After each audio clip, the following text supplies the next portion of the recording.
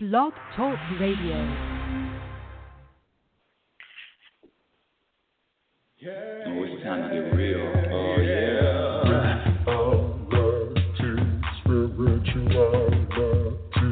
It's a new experience. Reality,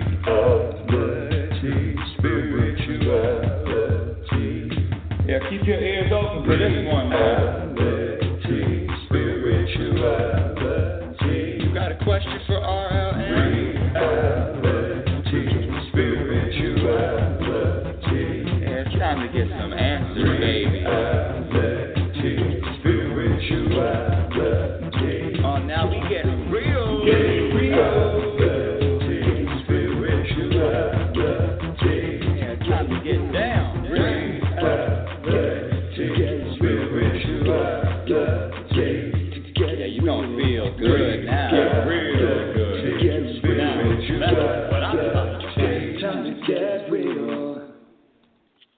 Welcome, everyone. Welcome back to Reality Spirituality. Yes, it's me, yours truly, Rebecca L. Norrington, happiness specialist. Woo-wee! Wow. Wow. Wow, wow, wow, wow, wow. It's been a while. I don't know how many weeks. You know, I don't keep track of time. I don't keep track of the past. And I definitely have no idea of the future. But I just want to say it's good to be back on air. I'm live right now, coming to you from the Oregon coast. That's right, you heard me, Oregon coast. And I just have to share what I can see outside of the studio window. I'm looking into just a whole wall of trees, a whole wall of different, unique, I don't even know what kind of trees these are, but pine trees, oak trees. I know they're not redwoods. I definitely know that. But, oh, my gosh, and the air smells so sweet. How the heck did a California-born girl, raised, born, and bred, 6 decades later, did I reveal 6 decades? 6 decades later, landed in Oregon. Landed in Oregon. I don't know about you, but a year ago, 2 years ago, I had no idea. Well, maybe a year ago I was feeling. I mean, when I say a feeling, I'm really talking about that inner compass, that inner guide. And speaking about inner compass, next week we're going to have on Barbara Berger, who is an international author, and her latest book is Finding Your Inner Compass. Nope, it's called An Instant Guide in an Age of Information Overload. Find and follow your inner compass. And I read all of her book, and I have to say that the inner compass, I use inner intuition, inspiration. It's the same thing, just different words. And that's one thing I want to share with you, my audience, my dear, dear audience. If you're listening, thank you. I know, where have I been? If I'm not inspired to do a show, I'm not going to do a show. But in between moving from one state to another,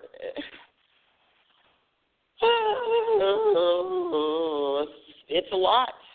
It's a lot. But that's going to be next week, and it's going to be, I believe I said 8 o'clock or 9 o'clock Pacific Standard Time. But I'll put up announcements next week. Barbara Berger, all the way from.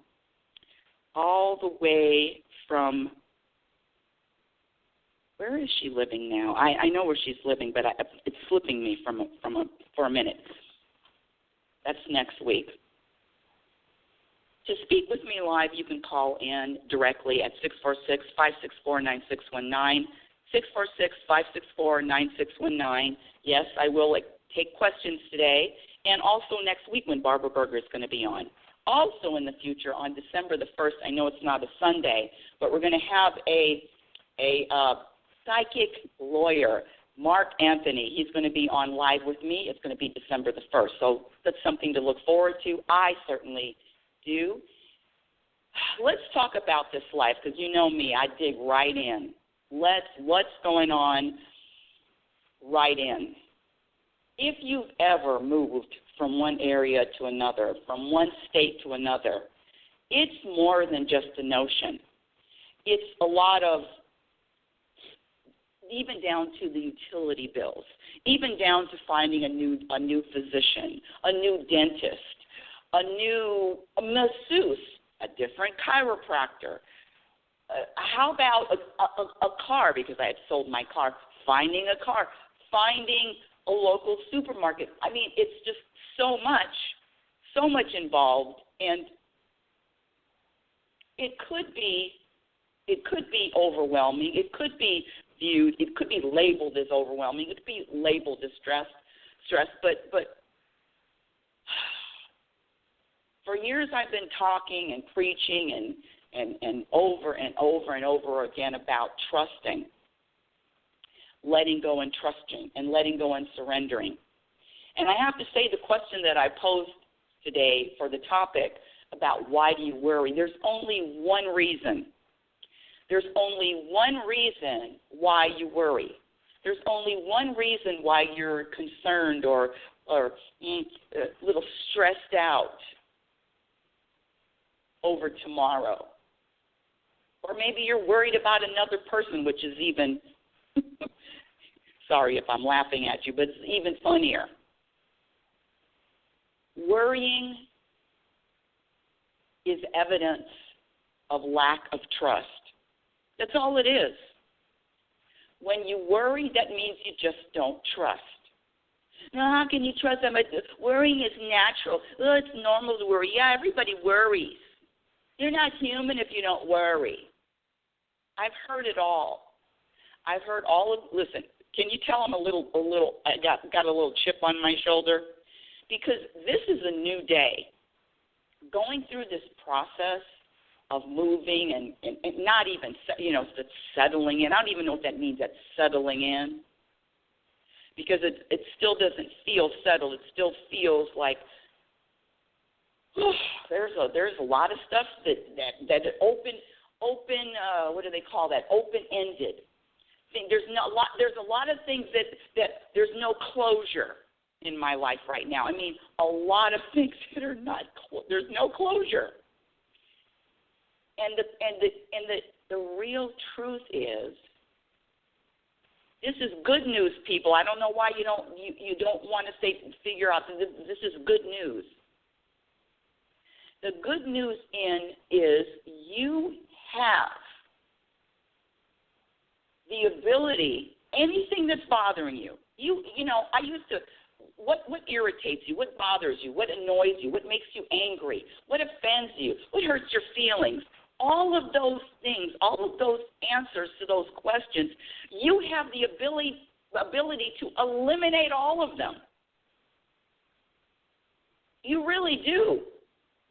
You don't have to be worried. You don't have to be annoyed. You don't have to be sad unless you enjoy it, unless you like that feeling, unless you are comfortable with that feeling, which is, listen, that's okay too. But I remember asking the universe years ago when a lot of people were asking, vision boards and house by the, listen, I'm not hating on the vision boards, but again, if the universe has a different plan than your vision board, if the universe has a different outcome than what you envision, guess who's going to win? Guess what's going to happen? Your vision board is going to be replaced. But this is what I visualize, and it's happening right now.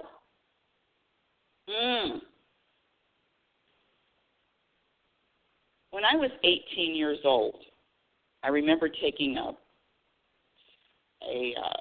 trip with my boyfriend at the time up the coast. And I remember it was the first time that I visited, forgive me, some of the listeners that have heard this story before, visited up the coast, Carmel, Monterey, Big Sur, all those areas, beautiful areas. I mean, when I was younger, we went to Yosemite every year, and from that, going to Yosemite, I fell in love with the forest. I fell in love with the smell of the forest. I fell in love with trees. And And I remember at 18, I said, you know what? When I retire, I remember saying that. When I retire, I want to live in a forest. I want to hear water. I want to hear the sound of water from where I'm living, from outside my window. I want to breathe clean air. And that's exactly where I am right now. Surrounded by trees. There's a creek outside in the backyard. And this air smells so sweet. If it wasn't for the mosquitoes biting me every minute, I got to figure that one out. I'd be outside. I'd live outside. Mosquitoes or whatever the heck is biting me. I got bumps every single day. Whatever. Obviously, that what I said or Sheldon said or really felt strongly about, it was the same plan as the universe. I am not going to take any credit for what I'm doing and where I'm doing it. Now, when I say that, I mean I'm talking about bigger. Anyway, let me just give you an example. I love examples. Before I arrived, I visited this town, and there were a couple people that I met. One was an owner of I've actually met a few owners of a very small town, maybe a handful of gyms. Forget the big chains. They don't exist here. And if you know, I've been teaching fitness classes since I was in my early 20s. And if you also know, let me digress. There's three types of people in the exercise world. There's people that are so disciplined that they exercise all the time because they love it. It's part of who they are. It's part of, if they didn't exercise all the time, they wouldn't feel good. That's not me. There's also a different type of person that exercises and stretches and lifts weight and make sure their body is active because they know it's good for them. They're that disciplined. That's not me either. And then there's the third type. The third type of person who doesn't like to exercise is not going to do it. Well, let me tell you something. I'm raising my left hand up. That's me. I really don't enjoy exercising, structured, I really don't, but I do like teaching. I do like making other people suffer. I do like torturing other people, and that's why I did it. And I had a job. And because for 37 years I had a job to teach exercise classes, that's how I got my exercise in. It's brilliant. Thank you, universe. So one of the things, when I moved into a different town, I was interested in teaching at different gyms. And I was offered a position. I was actually offered to come in and substitute for a person that was going on vacation with the intention of getting my own classes. Well, what do you know how to teach? I teach A, B, C, D. And teaching those classes at this really nice gym in this very small town where everybody knows you. I went in, this was 3 weeks ago, taught 2 classes. Following week, taught another 2 classes. And just this week, just last Monday, I was called on the phone and told that my services are no longer welcome. Bottom line is I was fired. Now, 5 years ago, 10 years ago, 20 years ago, trust me, that would not have been a good outcome. First of all, fired. Oh, by the way, the students at the gym. I mean, I made connections because of the students that I met, because of the people that I met at that gym. I now have 3 more connections to what I'm doing now, farmers market, selling food. I mean, all of the connections I just received in 5, just being there 5 times, teaching 5 classes. 5 classes. I made connections that will last, who knows how long they're going to last, but really powerful, strong connections.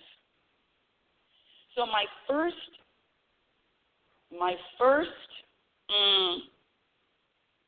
response to being fired, and I wasn't even fired by the person that hired me. I was fired by someone else. My first response was, of course,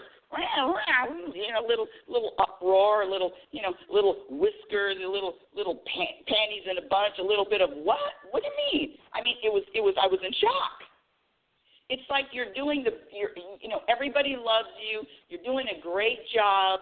You're promoting the classes, and then all of a sudden, bye. Now, the hardest thing and I don't even know why I'm explaining all this, but there's a lesson to this. The hardest thing for my ego, to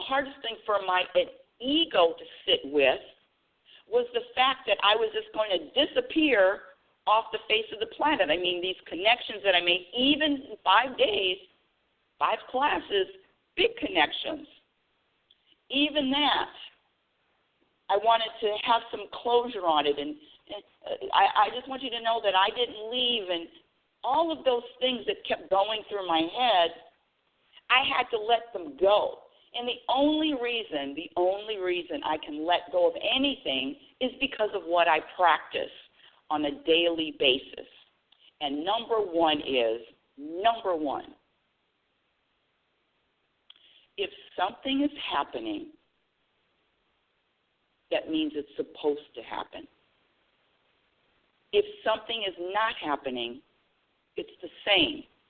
It means it's not supposed to be happening. My suffering comes from pushing and wanting something to happen that, quite frankly, the universe hasn't signed off on. Or the universe signed off on it for 5 days and then, we're changing our mind, or we're going in another direction, Rebecca. Well, don't I get a warning? No. The universe, if you know life, if you know this life, you know you never get a warning. Well, I'm not going to say you never get a warning, but there's a lot of curveballs. And there's a lot of blind sides. I watch Survivor, big Survivor fan, and there's always, they're always talking about the blind side. There's always a blind side to the back of the head. I mean, if you've lived this life, you know about blind sides. You know about quote-unquote emergencies. You know when something happens and you have to all of a sudden deal with it or respond to it. And the response will always be what you've practiced. How you respond to life is what you practice in your daily life. Now, my hand is up. I was upset, bothered, annoyed, what the hell, that kind of feeling. But it was my ego that was responding like that. It wasn't me.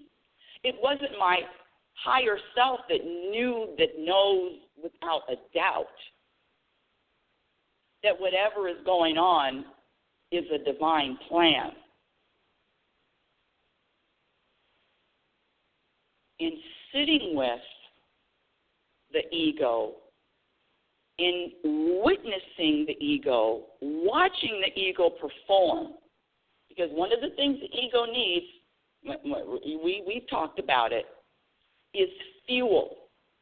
And how do you fuel the ego? By feeling, by behaving, by letting it be the driver. Now, I have to say that the first day was very, let me use a label now, because, I talked about labels. All labels subtract from happiness. if I needed to use the label, was, what the heck happened? What? And then it turns to, and you couldn't even tell me yourself. You know, the one that hired the owner couldn't even tell me yourself. You had to get somebody else to. Well, that tells me a lot about you. You know, all of those thoughts. But in reality, that's still the ego. Because the ego's job, my ego's job, is to make me feel bad for as long as possible, as many times during the day. And once I recognize and know that, I can ride out that storm, that unfeeling, that imbalance, that feeling. Ride it out. Because every moment, even those moments that, if I had to vote, but apparently all of the things, all of the events that unfold are there for a reason. I'm standing here looking at all of these trees. Each one is different. Each one is different. So I'm not going to sit up here and compare this tree to the other. But every moment, there is a reason for change and for growth and for movement. And being able to be flexible and accepting enough to allow change, difference, movement. You think I would have ordered this on the menu? No. But let me tell you something. When I first moved to Oregon, I remember saying to myself, you know what, I'm going to take off time. I've been teaching for 37 years. I'm going to take off time. I'm going to start teaching again in January. I'm going to, give myself a rest. Well, that means I'm not going to do anything because I already know. It's very, anyway, I know myself as you know yourself. And I did make that statement, and obviously the universe, hey, we don't know what you're going to do, but you're not going to be there. You're not going to be at that gym. You're going to have nothing to do. I don't know if I shared that I retired in July of this year. Absolutely nothing scheduled, nothing to do. Nothing.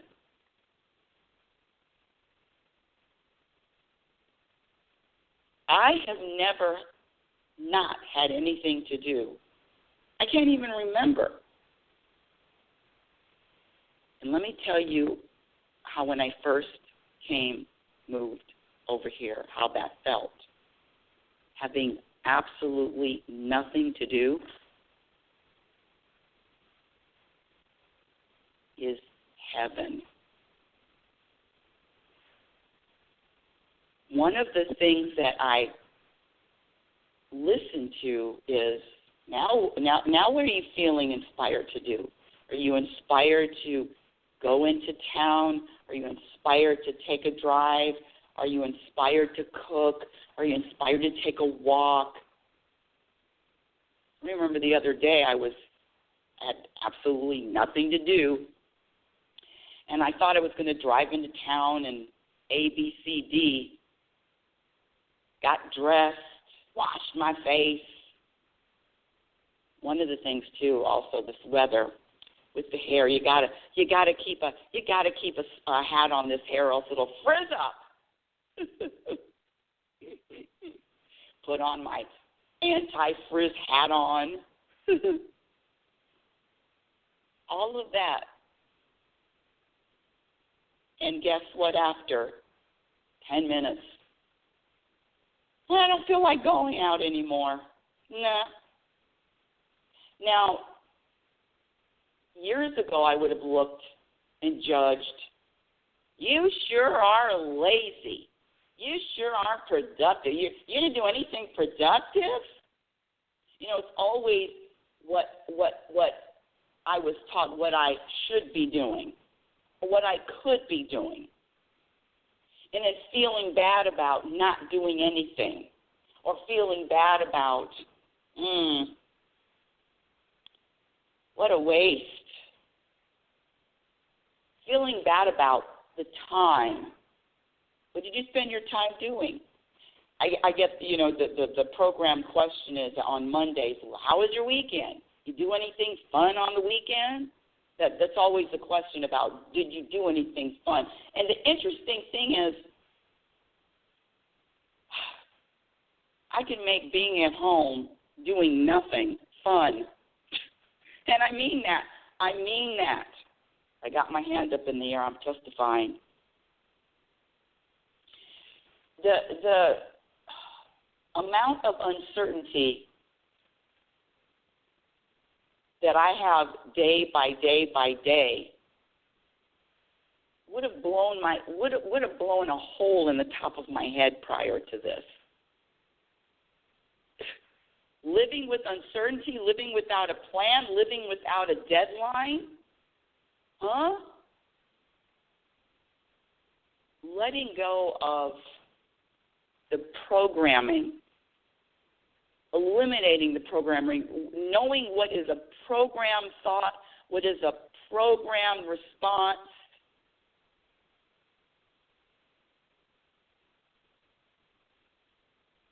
Knowing the difference is the difference between having a peaceful, easy energy and not. The worrying comes from lack of trust, non-trust. Is that a word, non-trust? 2 words. And I have to say, my dear audience, that there are a lot of people that I've come in contact with that definitely know all the terms. They know the terminology, they know the concepts, they know the theory, but there's a big difference between walking it, living it, and talking about it. I want to read to you the text that I sent. Let me find it. Should have had it queued up. It should word. It wasn't queued up. Let me find it. So I wrote this text to, hold on, here it is. Okay. Without names. I wrote this text to the owner of the gym that fired me after 5 classes. I said a couple of things, just a couple of small things. And I said, again, I want to thank you for the opportunity. I really appreciate you giving me a glimpse into your world for a minute. I was feeling the energy before I received the phone call.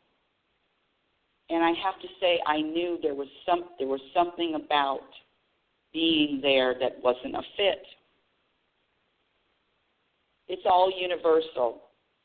It's not personal. Respectfully and sincerely. Let me tell you something. I am not patting myself on the back for that, people. But what I am telling you is I know who I used to be. And there would have been a war.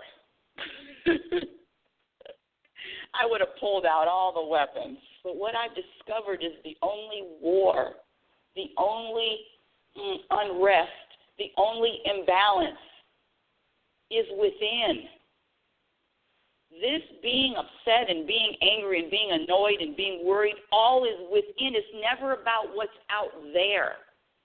It's really not. What you practice is what you're going to live. How you live and how you respond is going to become your way, your habit, and your program. And you know what's interesting to me is that the response from people, I'm going to hit you with this one, the response from people becomes the same response globally. That's it. Well, not all globally, but that indicates that it's a programming that's going on, which is the title of my second book coming out. My inspiration is this year. Programming. How often are you living in the future? How often are you thinking about tomorrow? How often are you remembering yesterday? Everything that, when I say those things, is I'm just reminding you that this present moment is so rich with yesterday I went to the market. Yesterday I went to the farmer's market. It's a weekly thing here. And when I was walking, there's only a few vendors. I mean, it's so small and so quaint and so beautiful and so perfect. And I was walking to this very small farmer's market. I don't know, 10, 15, 20 people, vendors, maybe less. I don't know. I'm not really a big person on numbers. But there was a tree, here we go, filled with yellow leaves. I've never seen, it was all these yellow teardrop leaves. I don't even know the name of this tree. I stopped and just looked at this tree, had a conversation with this tree, took pictures with this tree. I don't know how long I stood there. But I could actually get emotional about a tree. The beauty of the tree and the moment. All of the things, and it's really, it's not even where I'm living. It's what I've been practicing. What you practice, what you do on a daily, what you do daily is going to be how you proceed. If you're worried in your present moment, you're going to take it into your future moment. When I say practice, it's really about looking in the mirror and being honest with yourself and saying, you know what? It is me. My anxiety, annoyance, anger, sadness, it is me. It's not because of what's going on in the world. It's not because of my family. It's me.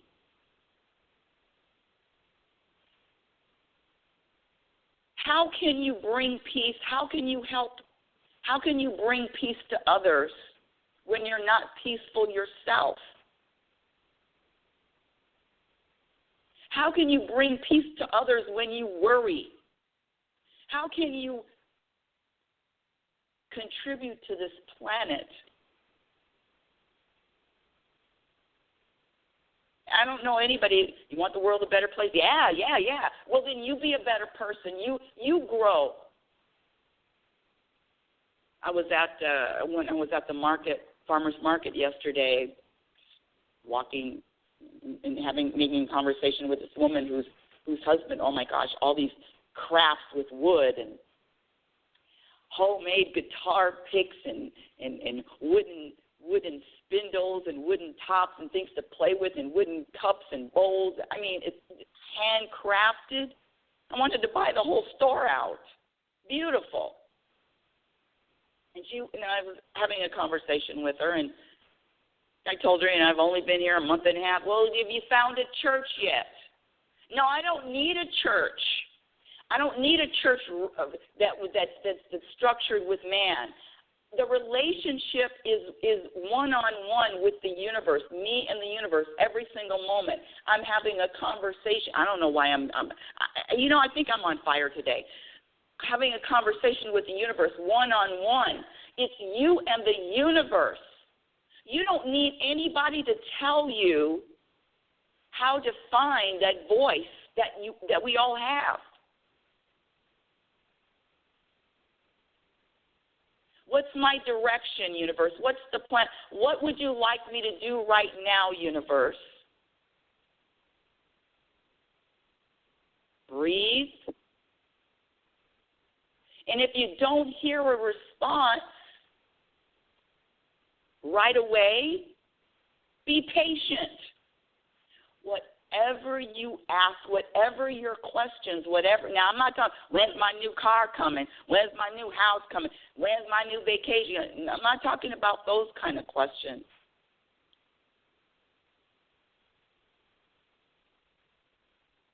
How can I be at peace in a world that seems like it's full of rage? Let me end with this, because I can just start yakking forever. You know me, people that's listened to the show. But let me share something about the Dodgers, the World Series. And I'm not a big baseball fan, but I do watch the playoffs and I do watch the World Series. And it was really interesting, especially coming from California, especially coming from Los Angeles, and everybody that I knew. There are a lot of people. I mean, we're all rooting for the Dodgers, right? The Dodgers have to win the World Series, right? And I had a conversation with my soulmate, and he's so wrong. He always roots for the team that isn't the home team. He says because he gets a kick out of all the people that are at home and now their team lost. I mean, it's a real dark way of being funny, and yet it's a dark way, and I have to say I'm adopting some of it.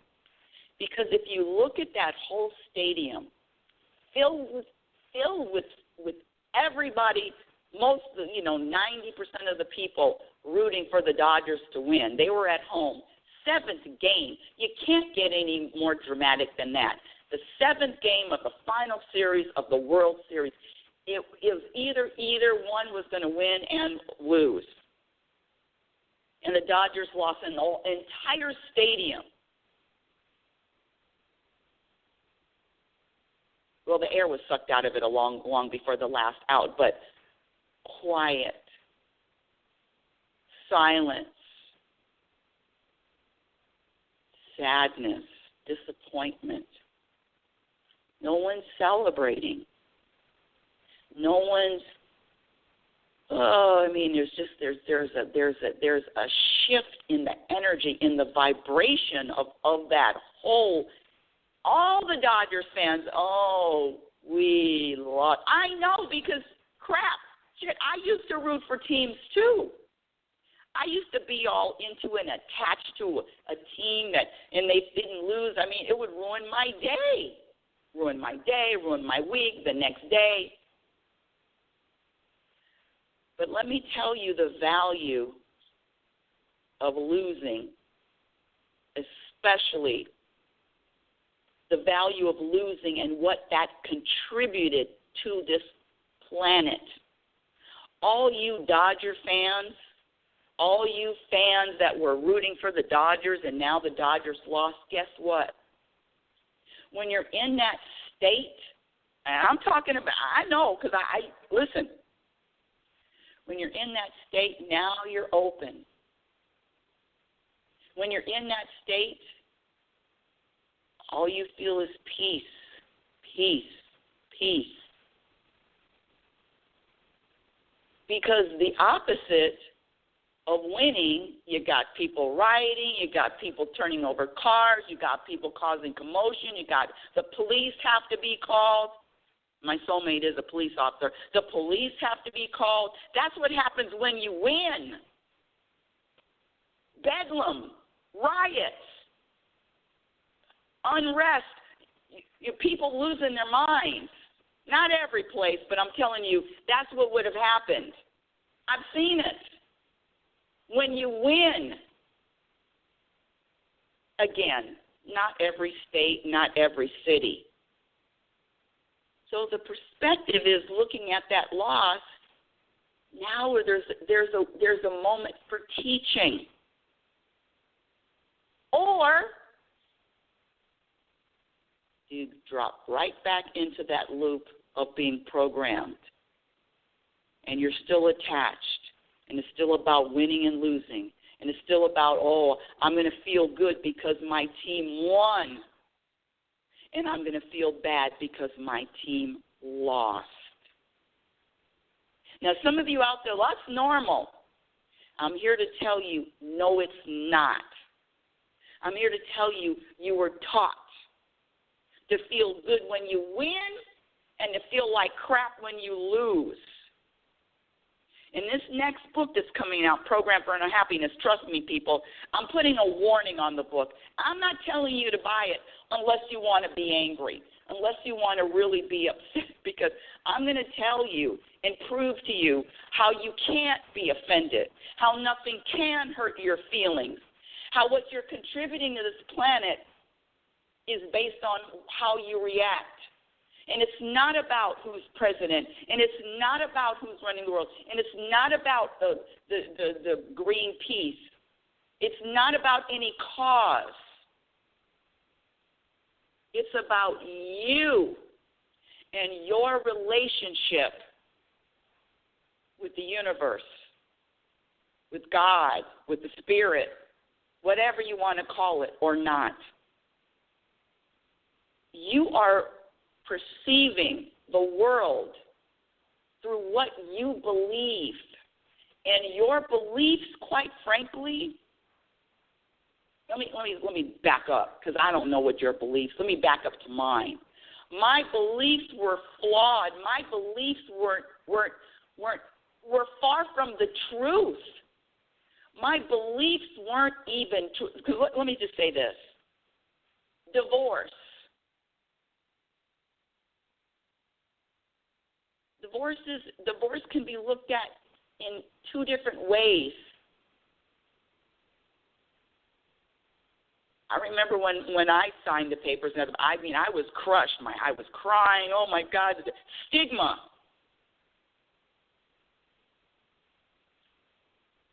But also divorce can be looked at as, wow, freedom from a situation that I don't need to be in. And the same thing with the world. If you are looking at this world with the same beliefs, the same perspectives that you've had for years, you know what I'm talking about, you party people, you political party people, and it's all across the board. Why the heck did I get on a political speech? Jeez Louise. The beliefs that are so deeply ingrained. My two words to you, my dear audience, is stay open. Stay open, because when you're open, you're able to grow. When you're open, you're able to evolve.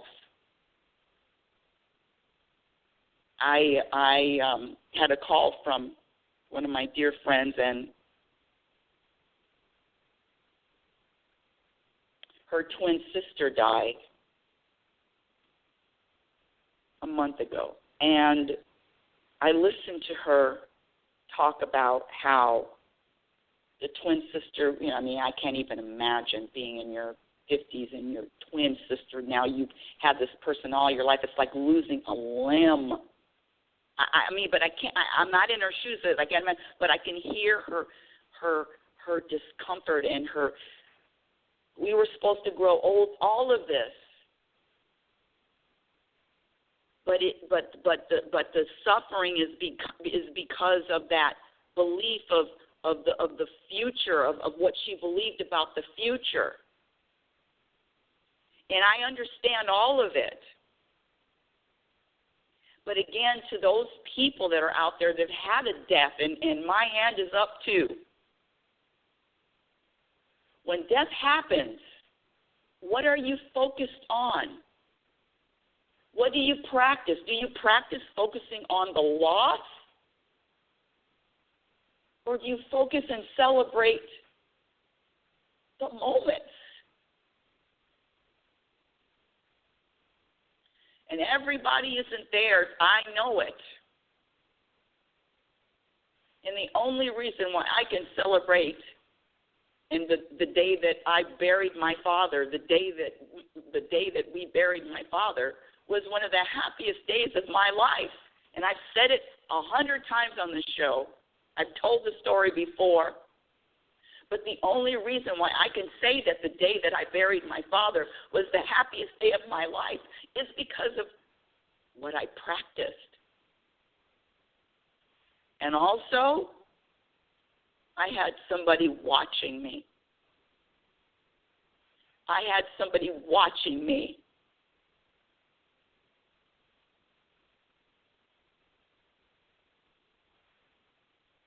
My only son was watching me on that day.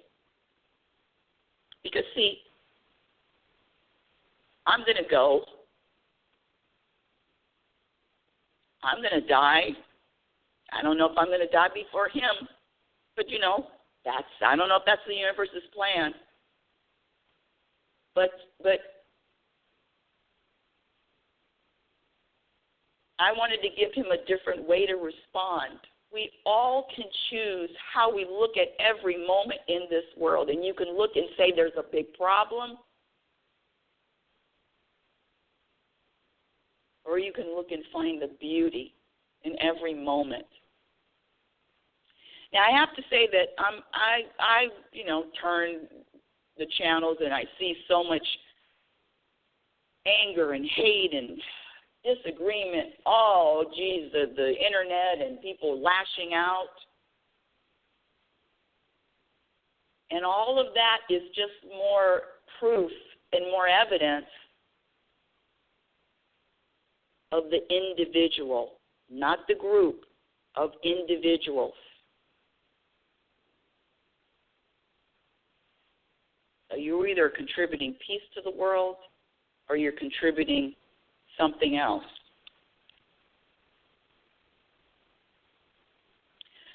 Oh, Lord, what a lot.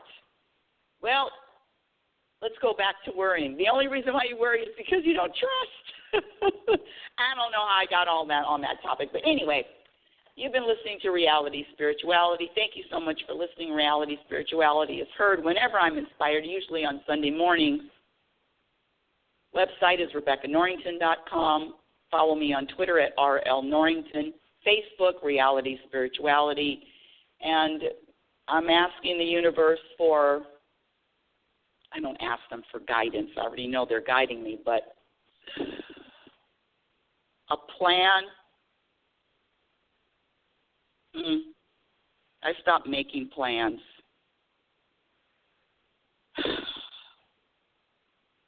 Practice. More of the above. Remember, you are a physical extension of the universe. You're always evolving. You're always changing. Be peaceful. Be kind. Be your own best friend. Be good to you. The criticisms about self, the programming, the beliefs, be open. Stay open. Remember, you cannot have a happy ending to an unhappy journey. It is about the journey. It is about the moments. Reality Spirituality. Thank you for listening. It's Rebecca Lynn Norrington signing out.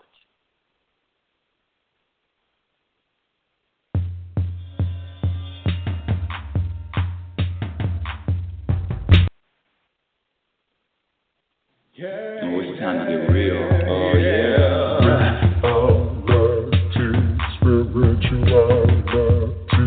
It's a new experience. Reality Spirituality. Yeah, keep your ears open for this one, man. Spirituality. You got a question for RLN? Spirituality. Yeah, it's time to get some answers, baby. Spirituality. Oh, now we getting real. Getting real. Spirituality. Yeah, it's time to get down.